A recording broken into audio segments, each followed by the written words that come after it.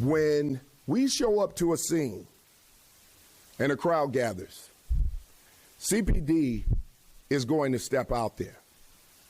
We're going to make sure that we maintain that scene and we keep people calm. This is our city, and we're going to make sure that we bring some type of calm or resolution to whatever's going on at that scene. If you ram any vehicle, especially that one that contains law enforcement agents, and that's any law enforcement, local, state, federal, county, and you do this intentionally, this is considered deadly force. Deadly force is anything that can cause great bodily harm or death. When you plow into a vehicle that contains law enforcement agents, you're using deadly force. And they can use deadly force in response to stop you. And that, of course, is Police Superintendent Larry Snelling of the Chicago Police Department responding to the actions over this weekend that happened in Brighton Park. But, Chuck, you brought up earlier this contention that the Chief of Patrol had put out an order not to respond to a call for help that came from an ICE officer. But Snelling is saying that order was never put out by the Chief of Patrol, and they did respond, albeit 40 minutes later. Yeah, well, listen, that came out over the air. It was an order per the Chief of Patrol. We will not respond. We will not back up these law enforcement officers that were under attack. I'm glad to hear Superintendent Snelling come out today and say the things that he said, but where the hell were you over the weekend? Where the hell were you to correct that? This should never have happened. When we as law enforcement officers, we always back up one another. That's just unconscionable. There's a larger issue here, and that is ICE agents being masked, ICE agents operating beyond what a normal police department would operate in terms of protocols, ICE agents seemingly violating the Fourth Amendment, stopping people for no reason. You know, if you want to be effective in any law enforcement, you don't create hostility and provocation with the communities that you are working in. The provocation is coming from the Democrat Party. You politicize everything with you as politics. I'm sorry. Everything with you is Democrat, our Republican. governor, all you want to talk about is politics. So, yeah. I want to talk about what is happening and what is, look, no city police department would put on a mask. No FBI agents would put on masks and start, what is this in 21st century America? I'm from the South. You know who wears masks? The Ku Klux Klan. Oh, come on with this That's nonsense. who wears. It's not nonsense. You know what's going on. They are doxing federal officers, and you know exactly what's going on. They shouldn't be wearing masks. They're doing their job lawfully. They shouldn't be wearing masks. They're being doxed. Can I bring you in here, though? Because what I want to bring up is that if this order to not respond, ostensibly because of the sanctuary city protections. So if they do respond, perhaps they run afoul of city code. And that's, I think, one of the things that Snelling was addressing. So that's, we have to count this as hypothetical until we have more information. Right. However, that exactly is the inflection point, is whether or not that sort of directive might have been construed as a violation of sanctuary city policy. But there's a backdrop to that.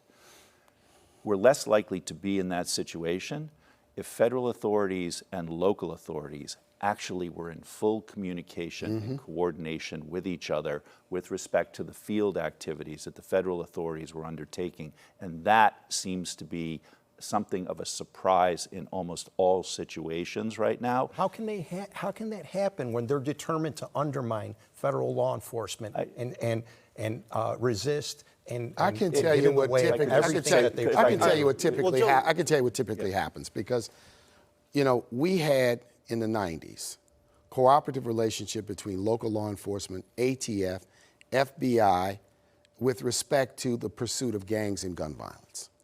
It's because there were conversations put in place at the beginning, and it wasn't just pronouncements and announcements coming from anybody in Washington about what we were going to do.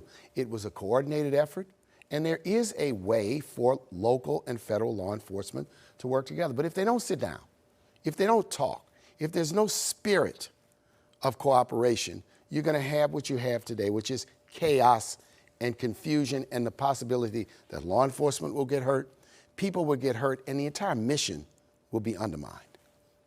You wanted to jump in here, Chuck? Yeah, I was on a task force, ATF and FBI, before. You're absolutely right. When we work together, we can do amazing things. So, yeah, you're absolutely right. We need that cooperation. But our mayor and our governor are determined to resist, and they're encouraging the public to resist. And this is not lawful. This is unlawful. But they're behavior. encouraging peaceful protests. I mean, they've said that in every. But let me bring up another point. I've never seen, law enforcement agencies with camera crews trailing them on everything they do. They're rappelling from Black Hawk helicopters into an apartment in South Shore, and then there's a social media video. So can't you say that they're also provoking with this aggressive messaging strategy that they're trying to put out there with heavy metal music and all this militarized Paris, imagery? with all due respect, this is what the American people wanted. This is what they voted for.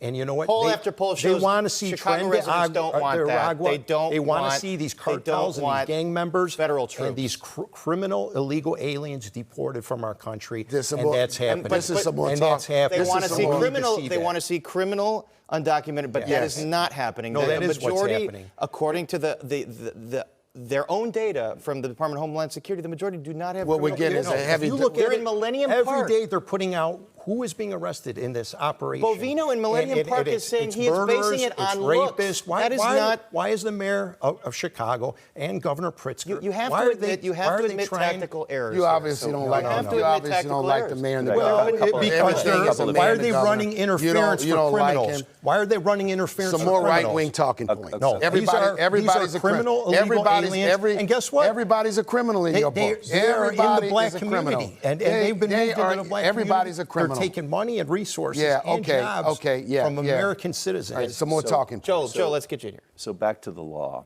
I think one of the challenges that we have is we are arguing politics and policy. And Chuck is right. We had an election, and the election was in significant measure based on a position of removing undocumented people from the United States. That's the policy. We do have politics in all of it, and these are political actors that are talking. Most of the conversation is not focused on the methodology. It is merging that with the policy.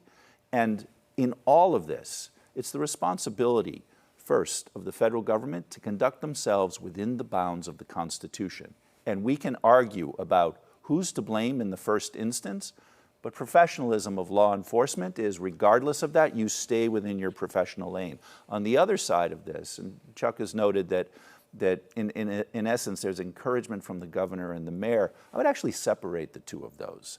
Because in the last few days, the governor has filled in that space significantly and been very clear in the way that Superintendent Snelling has been, which is to say, look, peaceful exercise of your First Amendment rights, absolutely, especially in complicated times like these, but you cross that line into agitation that obstructs, that's a violation of the law, and it will be met with appropriate force both at the federal and the state level. That is where we want to be.